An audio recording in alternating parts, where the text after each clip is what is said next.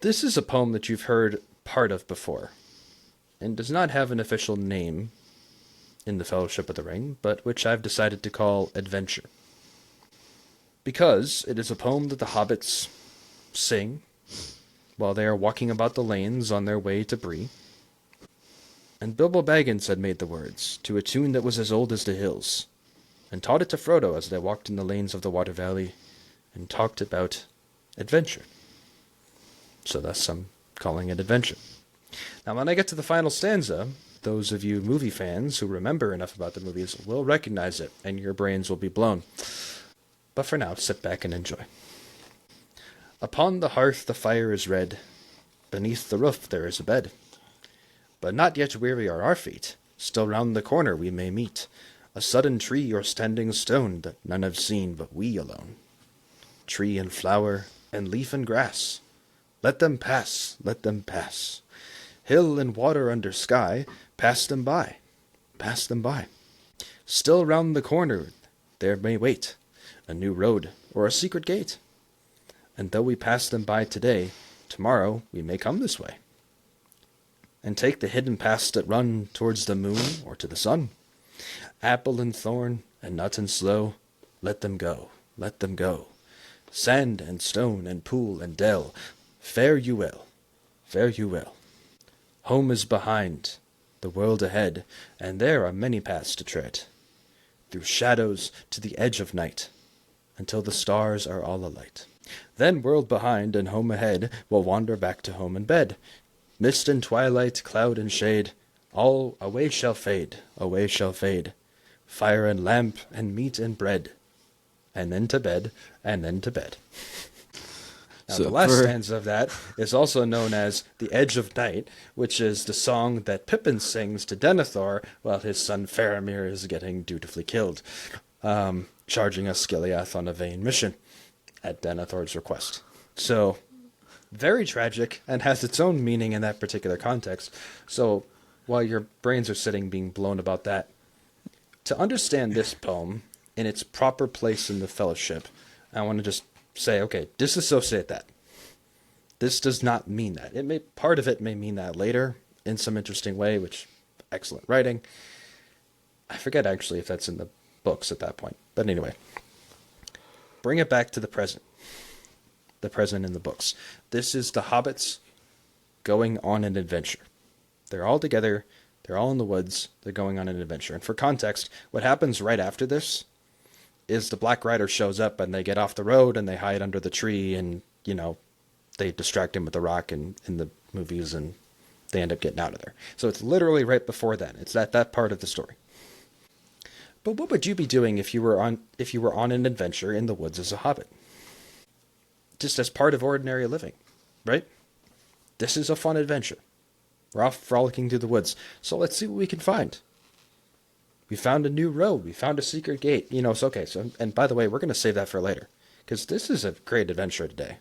Like, this is a dope adventure we're on. But tomorrow there's going to be a cool one too. So you know what? I think we're going to plan ahead. We're going to see where that lane takes us tomorrow. We're going to see where that meadow goes tomorrow. There's a sense of discovery of all of creation that happens there. There's a sense of romanticism, of wonder, that Chesterton would be proud of, that these hobbits have, where they can just be wandering around down the lane or through the meadow or anything else, and they can see that weird rock there. And you'd be like, that's a cool rock. They can see that weird post there from, somebody's great gaffer who built something and it crumbled, but this thing left. And it's like, okay, that's cool. This lane that somebody carved. We have no idea who, but heck with it. Let's go figure out where that runs. We can add, they and we in our own lives, we can add a special meaning to so many small things. We can add a romanticism to so many small things. So many things like that weird rock in the meadow, that one great tree, that one path that leads somewhere, the bench at the top of the hill that who knows who put that there. I mean, it's been there forever. Someone carved a heart into something. Okay, so that was a thing. Or someone sat here. Someone sat here and just gazed over the valley. Or someone sat here and gazed at some shrubs. Whatever the case is, there is a romanticism that we can give to the things in life if we simply choose to. And it doesn't even have to be for a great occasion. You could imagine finding the random bench on top of a hill, right?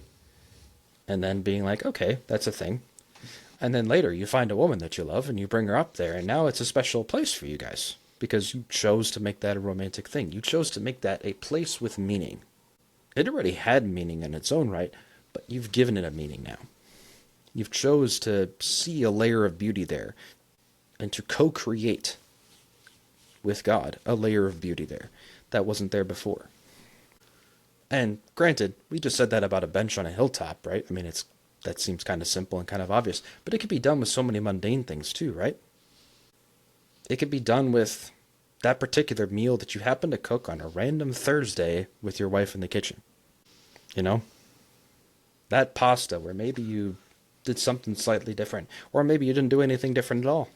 You just chose to remember it. When we are fully present to the present, when we are fully present to the beauty of creation that's around us, and of the moment that we happen to inhabit at any particular moment, the time we've been given, the people around us, there is a beauty there that cannot be put into words. And perhaps it's fitting that it's put into the simple and frolicking words of a hobbit in this particular poem, because that's a proper way to encounter all of it and to remember it. That's not enough to do it justice, though. There's no words that will do it justice. And so in a way similar to the Lament for Gandalf, my point with this poem, not that Tolkien had a point when he wrote it, because he just wrote it and it fit the setting, is let the ordinary be extraordinary. You know, we might say, don't let the great be the enemy of the good, right? Mm-hmm. But isn't the reverse of that also true? Why can't the good be the great? Why can't that ordinary pasta dish on a Thursday become one of the core memories of my marriage, my future marriage, God willing? Why can't a random rock in a meadow be something that I remember and romanticize and have some sentiment towards? Because it was really cool and I passed it one day. And just, it was good. It was inherently good. It's just a rock, but it's inherently good. Why can't I have that attitude towards everything in life? And perhaps this is why I love Chesterton so much. Because Chesterton approached life with the attitude of a kid in a candy store. It was just like... He never matured past the age of 12. He really did. It's just like, because he but was in just, the best way that's so possible. cool. That's so cool. That's so cool. That's so cool. That's so cool. He had this one line, I think, in Orthodoxy. You know, basically, why are the leaves on the trees green? It could have been any other color. And it's an interesting question, but the only person who asks that question is either somebody who doesn't care at all and is just bored out of their mind, or somebody who is literally filled with awe and wonder at everything in the world. And when you really think about it, why would you not want to live that way?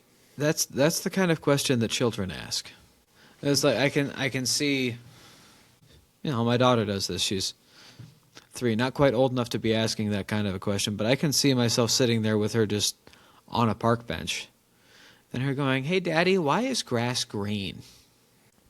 A good friend of mine tells me frequently that her daughter asks just very weird questions. Very weird and random questions.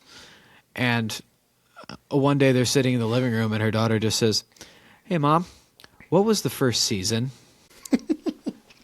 And my friend is thinking that she's talking about a television show at first, so she's like, of what? And her daughter goes, like, of ever. Like, what was the first season? Who thinks to ask that other than a 10-year-old? Yeah. Like, what was the first season? And my friend is like, I don't know. She's a rational atheist, so she's like thinking of all the scientific explanations. Like, I don't know, summer or winter? I don't know. If scripture is to be believed, it was spring. But anyway, if common sense is to be believed, it was spring. Yeah, this. But anyway, most rationally, it was spring. Mm-hmm. Because anything before the first spring would have been a time before seasons were a thing. And spring came about before man was made. But anyway, If you're a hedonist, you think it's summer. If you're depressed, you think it's fall. And if you're really depressed, you think it was winter. But if you're a Catholic, you think it was spring. you're pretty How sure about it that? was spring. But like, who thinks to ask that other than a child? Who thinks to go, hey, Dad, why do birds have feathers? Or, hey, Dad, Daddy, why do birds fly? Why do they have to fly? Why were birds made to fly? Yeah, why don't they have motors Yeah. and jetpacks? Like that one, there was a one Vsauce video from like 15 years ago. It's like, why don't animals have wheels? There's like, I'm kind of glad you asked, actually. Because nobody asks questions like that anymore. Yeah. It's like, why don't animals have wheels? Like, wouldn't wheels be more efficient? You would think. But yeah, you would think so. But I don't know. It's just when I read this poem, what harkens to my mind is like I get the image in my head of like a Boy Scout troop just sort of tromping through the woods. And then one kid goes, "Hey, look at this cool rock." And then every other boy is like, "Oh, rock." Because boys are very simple. It's not that girls don't appreciate a pretty rock. The majority of girls will probably see the pretty rock and go, "That's pretty," anyway, and then move on. It is most boys and very peculiar girls who will sit there and stare at a pretty rock for an hour. They would do it. Or did you ever have this? You and I are both Eagle Scouts. We have this sort of experience. Did you ever have this experience with your troop where you're hiking in a new place and maybe there's, what amounts to ruins? There's like there's an old structure of some kind where that's made maybe out of bricks or stone, but it's clearly man-made. Okay. But there's no plaque or anything nearby to indicate what there was there, so you just make up a story. I didn't have that experience, but I could see us doing it. Is that very boyish desire just to make up a story? Like you see this semi-monolith of rocks, and then there's the one kid that gets up there and goes, "This is where the ancient warriors would come to prove their courage by jumping off of this high point." Because of course that's what a boy is going to do. Is like, I'm going to climb up here and then I'm going to jump off. Or there's like a particularly perfect ledge for jumping into the water. And it's like, this is what the Indians did to prove how strong they were. And then you proceed to jump into the water that's 20 feet down below. And hopefully you don't kill yourself. And hopefully there's no rocks. Like, I don't see any rocks down there. Which is as far as any boy has ever thought before doing something dangerous. Well, I don't see any rocks. That's the distance to which it goes. That's why men die sooner than women. This is also why moms aren't allowed on. And why married men live longer, because a wife is going to go, "Nope. Yeah. I don't see any rocks. That doesn't mean there aren't any down there."